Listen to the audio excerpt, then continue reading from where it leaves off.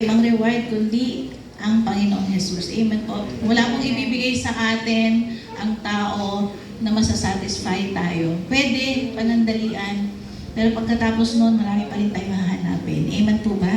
Sige po, tingnan po natin sa aklat po ng Pilipos chapter 3. Buksan po natin ang ating mga Biblia. At basahin ko lang po sa Tagalog.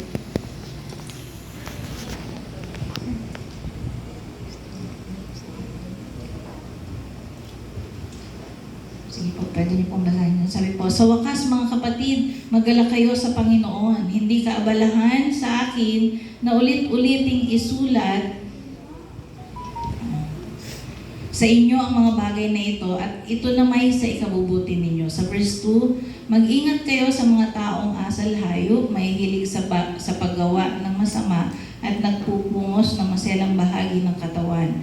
Alalahanin ninyong hindi sila, kundi tayo ang tunay na tuli sapagkat hindi tayo nangahawak sa mga panlabas na tuntunin. Ang pagsamba natin sa Diyos ay sa Espiritu at na kay Kristo Jesus ang ating kagalakan. Verse 4, kung sa bagay mayroon akong sapat na dahilan upang manghawak sa mga panlabas na tuntunin. Kung iniisip nino man na may katwiran siyang magtiwala sa ganitong gawain, lalo na ako. Si Apostol Pablo po ang nagsasalita. Verse 5, tinuli ako sa 8 araw mula nang ako'y isilang. Ako'y katutubong Hebreyo, tunay na Israelita, buhat sa angkan ni Benjamin. Kung pagsunod sa kautusan ng pag-uusapan, ako'y Pariseo. At sa sigasig ng aking pagsunod, inusig ko ang iglesia. Kung sa pagiging matuwid naman, ayon sa kautusan, walang maipipintas sa akin. Verse 7, ngunit dahil kay Kristo, ang mga bagay na maaari kong ibilang na pakinabang ay inari kong kalugihan. Oo, inari kong kalugihan ang lahat ng bagay bilang kapalit ng lalong mahalaga, ang pagkakilala kay Kristo Jesus na aking Panginoon. Ang lahat ng bagay ay pinalagay kong walang kabuluhan, makamtan ko lamang si Kristo. Verse 9, at lubos na makiisa sa Kanya. Hindi ko nahangad na maging matuwid sa pamamagitan ng kautusan, kundi sa pananalig kay Kristo.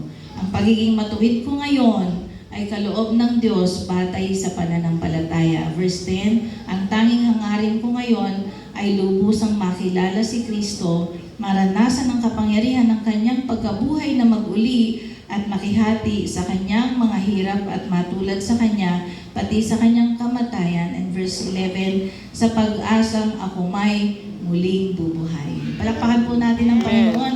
Pinagpala na po ng Diyos ang mga salitang ito. At sa verses 1 to 11 po, dalawa lang pong pag-uusapan natin sa gabing ito. Amen po ba? Yung isa po, mga 3 oras natin pag-uusapan. Yung isa naman po, mga 2 araw. Okay lang po? Assignment niyo po yan. Buong chapter 3 po ng aklat ng Pilipos ang inyong assignment. Pero i-recap lang po natin. Sige po, next slide po tayo. Learn to count. Sa introduction po muna tayo. Sabi po, dyan sa slide, circumstances and people can rob us of joy, but so can things, and it is this thief that Paul deals with in Philippians 3. Binasa po natin kanina verses 1 to 6. It is important to see the total message of this chapter before examining it in detail. No? So perhaps the following outline will be helpful. Ito po, hinati ko lang po sa 3 yung chapter 3 po. Next slide po tayo. Ayan. Pero ang pag-uusapan po natin yung 1 to 11 lang. May kita po natin yung past ni Paul. Dati po siyang si Saul. Na po? The Accountant. Hindi yata na ipakita yung title. Ano? Mamaya na po. Kaya may kita po natin dyan na matingkad na statement ay, I count. Binibilang ko. Amen po? So simulan na po natin bilangin. Ilang minuto na siya. Dapat matapos ka agad. Ako. So, counting the new values. Amen po? Kasi natagpuan ni Paul ang panibagong pananampalataya. So, nagka-count po siya, no? So, yan po yung past niya. Pero sa verses 12 to 16, yung kanyang present, siya po ay athlete, no? So hindi natin pag-uusapan ngayong gabi yan. Sinabi ko lang po para makita natin yung buong chapter 3. Ma-interest po tayo na meron po palang gustong ipahayag na mensahe ang Diyos. Konti lang po ibibigay ko sa inyo ngayon. So as an athlete, ang sinasabi po niya ay press. Kaya diba sabi niya ay press on toward the goal. Amen po ba? To, for the prize. Hindi prize na yung trophy o anumang mga pwedeng panalunan dito sa mundo na pwedeng masira, pwedeng matapos. Pero may sinasabi po dyan para po sa Panginoong Jesus. So nagkaroon po siya ng new vigor. Amen po? At sa verses 17 to 21, yung future naman po ni Paul, sabi doon, being the alien. Alien in this world. Hindi na po siya taga rito sa lupa. Amen po? Tayo din po. Amen. Taga saan po tayo? Amen. Yan, taga-langit. Kanina, in-acknowledge po ni Pastora Mabel, di po ba? Lahat ng mga taga-langit pumalakpak. Hindi po mapalakpak. Taga saan po tayo? Amen po. So, at sabi niya, I look toward the future. So, may new vision. So, nagbago yung kanyang pananaw, nagbago yung kanyang lifestyle. Amen po ba? So, paliitin lang natin kasi konti lang oras natin. Verses 1 to 11 lang po pag-uusapan natin. Yung past ni Paul. Bakit po yung past? Kasi dito po makikita natin how to count. No? Hindi po yung count 1, 2, 3. But how to count the cost. Di po ba? Meron po ba tayong first timer? Meron po ba tayong members? Ito po ay kalipunan ng mga sundalo ng Diyos. CMTs and ministry heads of different churches of District 2 and Fairview. Mga sundalo ng Diyos, mga mandirigma. Amen po ba? Amen. Kaya sabi doon, alalahanin lang natin pinagdaanan ni Paul. Amen? Doon lang po muna tayo. Kasi yung ngayon, bahala na po tayo. Assignment na po sa bahay. Sige po, next slide po tayo. Dalawa lang pong pag-uusapan natin. Works righteousness po yung isa, verses 1 to 6 ng chapter 3. Basahin ko lang po and then maya-maya ay tingnan natin kung ano ang papahayagan ng Diyos sa bagay na ito. Nako? So sabi po the exhortation verses 1 to 3. Kung napansin niyo po, kaya Tagalog po yung binasa ko po, ay nagsasalita po si Apostol Pablo. Ang sabi po niya, siya po yung nagsasalita, hindi po ako. Sabi po, sa wakas mga kapatid, magalak kayo sa Panginoon. Hindi kaabalahan sa akin na ulit-uliting isulat sa inyo ang mga bagay na ito at ito na may sa ikabubuti ninyo. Tingnan niyo po yung kanyang intro, di po ba? Hindi siya napapagod. Alam niyo po kahit nasaan siya, kahit nasa prison siya, nag-i-encourage po siya. Amen po ba? Ano man ang kanyang sitwasyon, hindi nawawala sa kanyang puso ng bawat isa ay pasiglahin sa pananampalataya. Amen. At sabi niya po sa English version, finally, di po ba sabi niya? Makikita niyo po sa Bible niyo po. Finally, nung sinabi niya po yung finally sa chapter 3, hindi po ito ibig sabihin na pagtatapos. Kasi di ba pag sinabing final, ay tapos na. No, finishing well, patapos na. Di ba lalo na nag-pandemic, sinong nakaisip tapos na ang lahat? Yung pala yun po ang panimula. Naglinis ang Diyos, nagbigay ng panibago. Di ba parang sabi ng Lord, sige magsimula muli yung mga gustong magsimula. Amen po ba? Maraming pinagdaanan, maraming mga naranasan, pero sabi ng Diyos may bagong simula. Amen po ba? Palakpakan natin ang Panginoon. And after 3 years of that pandemic, nandito po tayo, dinig na rin ang ating spiritual director. This year is the year Of the our Lord's breakthrough. Ay, iba po.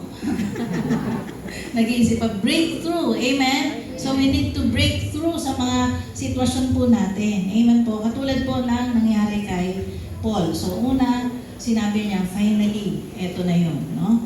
So, akala natin, ay, tapos na. Salamat, rapture na. Amen po. Tingnan niyo nga po yung katabi niyo. Mukhang rapture. Hindi, mukhang kasama na po sa rapture. Amen? Palakpakan natin ang Panginoon. Walang naiiwan. Amen?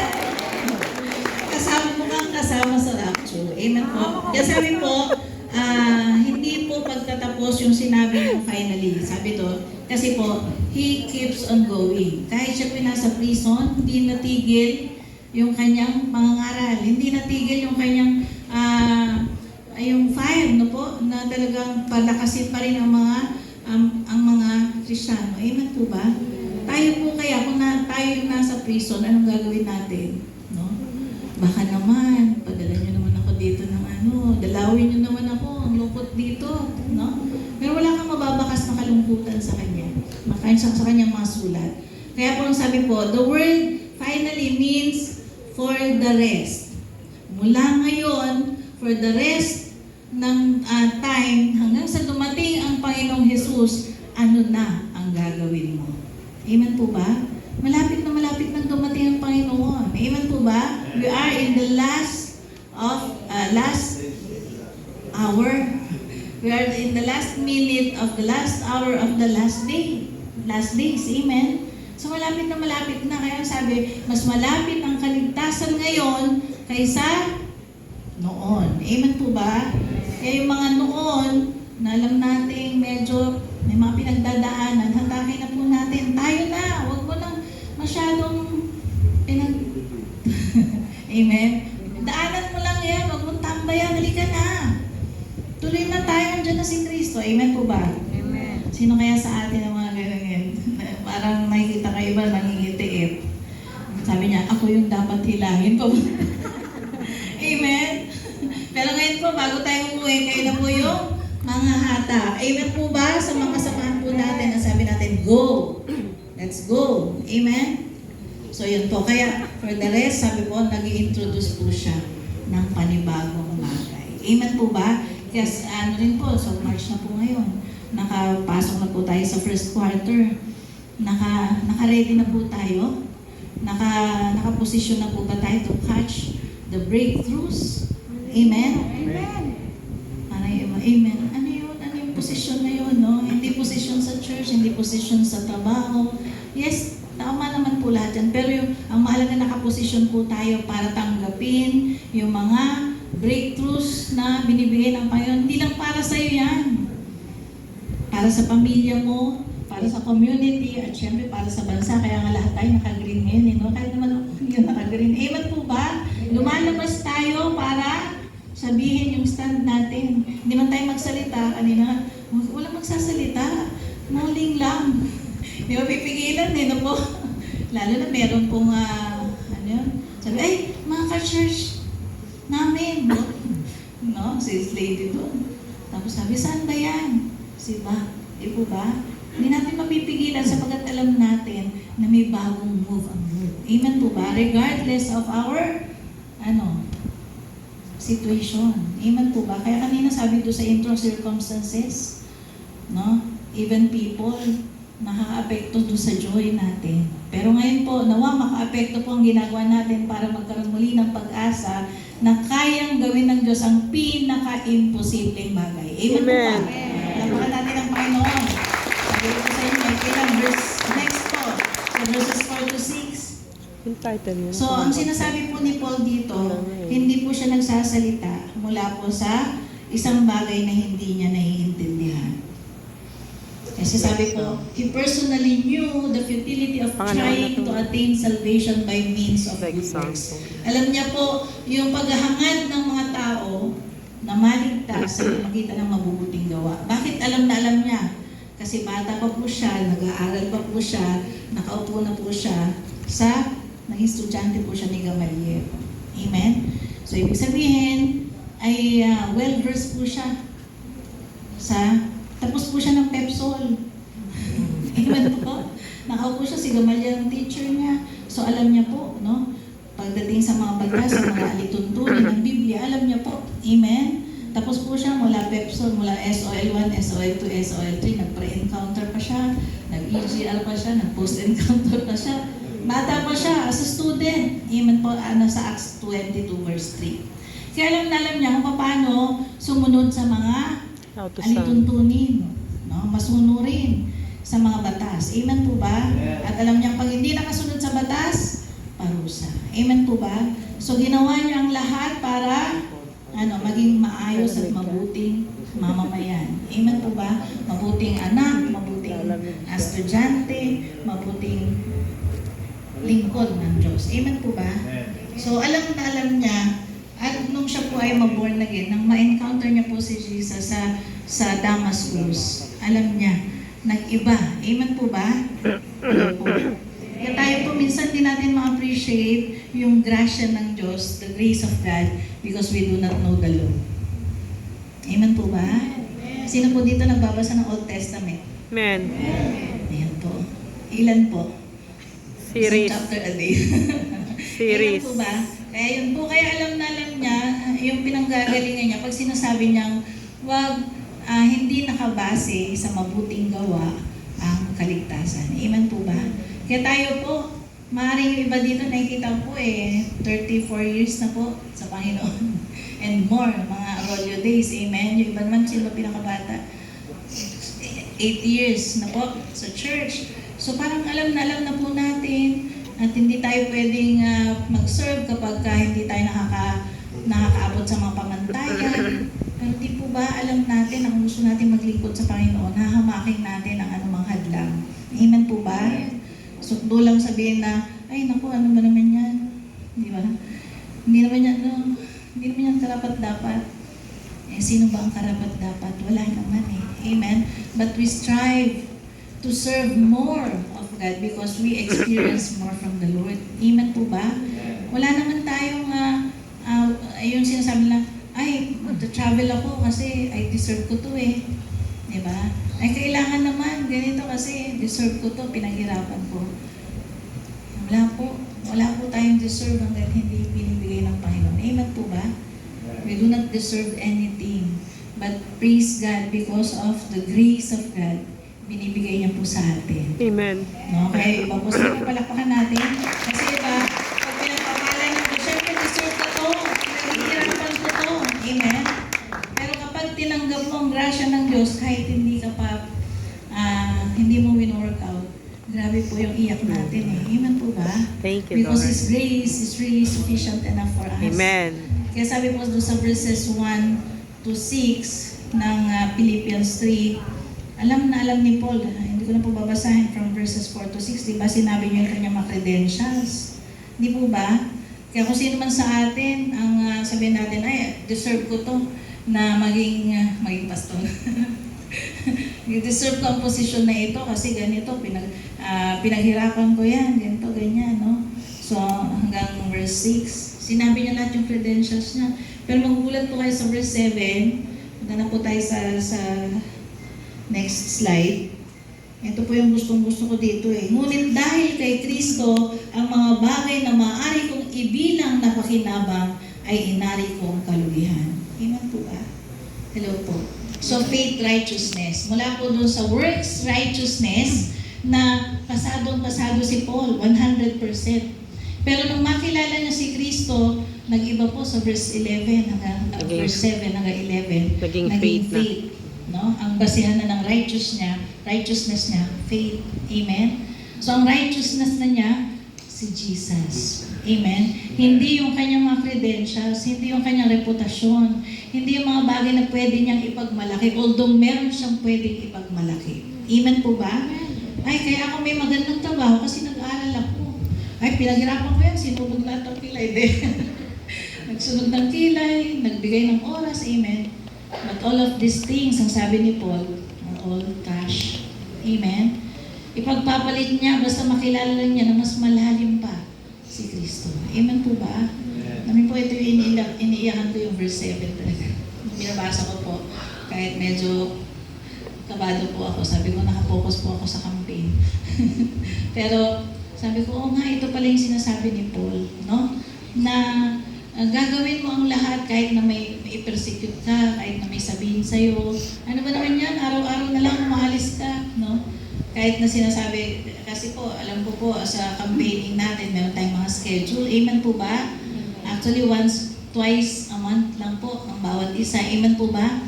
Pero meron po talagang mga masigasig Pag nilagay yung schedule, nandun na, mas maaga pa dun sa iba. Makikita nyo sa picture, iisa yung sila-sila. Ano po?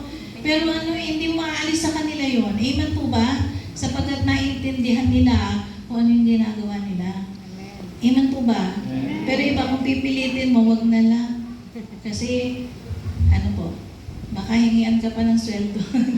Makahingian ka pa ng kung ano. Wala tayong maibibigay, pero ang binibigay po natin ay pagtatanim para sa future po ng susunod na henerasyon. Amen po ba? Ang susunod na henerasyon, sabi ang tinawag kong lost generation, nagtatanim po tayo para sa kanila. And well and good po ang mga kabataan po ay humahayo din po at sumasama. Amen po ba? Kahit, ikaw ba botante? Hindi po. Bakit anong ginagawa mo dito? Nagtatanim po ako para sa future ko. Sige po, pakisulat nyo na lang po sa balota para po sa kinabukasan ko. Amen po ba? Parang ngumingiti yun. Meron po ba talagang sumasama sa mga campaigning natin, mga kabataan? May tumatamo. Dito po, parang wala akong kitang tumo. Nag-iisip, bata po ba yun? Hindi, mga botante na yun. Amen po ba? So yun. Kaya, pagtungtong po sa faith righteousness, nung ma-meet na po ni Paul, si Jesus, amen po ba? Ay nag-iba. Sabi po, when Paul met Jesus Christ on Damascus Road, he trusted Him and became a child of God. Amen po ba?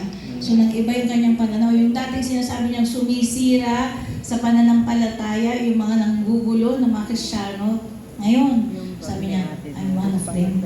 Amen po. At yung sinabi ng Panginoon na magdi-disciple sa kanya, natatakot. Sabi niya talaga, i-disciple ko yan, baka patayin naman yan. Amen. Pero nagkaroon po ng tunay na conversion si Paul. Amen po ba? Because of faith. No? Sige po, next po tayo. Kasi intro lang po lahat ito. Intro lang po lahat. Tapos mamaya po, conclusion na po. Yung body, ibibigay ko po sa inyo kasi mas magagaling po kayo mag-aral kaysa sa akin, I believe. Amen po. Marami kayong time para magbasa. Yung Amen title po. po, Pastora. Mag-meditate. Ano pa? Title po. Mag-search, mag-research. Huwag naman sa AI. Amen po. So, kaya dito po sa faith, righteousness, meron pong dalawang bagay din. Tingnan natin, Paul's losses. Ano yung mga isinantabi ni Paul? Ano yung mga give up niya para lamang sa kanyang pananampalataya? To begin with, sabi po, he lost whatever was gained to him personally apart from God. Certainly, Paul had a great reputation as a scholar. Amen po, Acts 26:24. And a religious gain. No? Gain po yan. Sumobra ng A. Amen po ba? Pasensya na po, nagmamadaling mag-type. So, yun po, kinonsider niyang losses ang lahat ng meron siya mula nang makilala niya si Kristo. Kasi sabi niya, iba ito. No, may fulfillment ang bawat ginagawa ko, bawat akbang. At sabi po nung siya po ay dinidisciple, hindi po siya pabida. Kasi nawala po siya eh, di po ba? Wala siya sa eksena dahil tinuturuan pa siya. Amen po ba? At talaga namang inupuan din niya at inaral. Kaya nung humayo po siya, tuloy-tuloy. Amen po ba? So hindi niya inisip, ay, bakit ako susunod dito? Hindi naman ito tapos ng ganito. Eh ako, di ba? Scholar ako. Nakaupo ako, estudyante ako ni Gamaliel. Tsaka baka mas magaling pa ako magsalita kaysa sa mga ito. Amen po ba? Pero nag-undergo po siya ng kanyang discipleship. Kanino po? Si Ananias po. Amen. So, next po. Tapos na po tayo, sabi sa inyo. Tapos na mga introduction, conclusion kaagad eh. Next po tayo. So, yung gain naman po. Paul's gains. Kanina po, losses. Ngayon naman po yung gain. Nasa verses 8 to 11.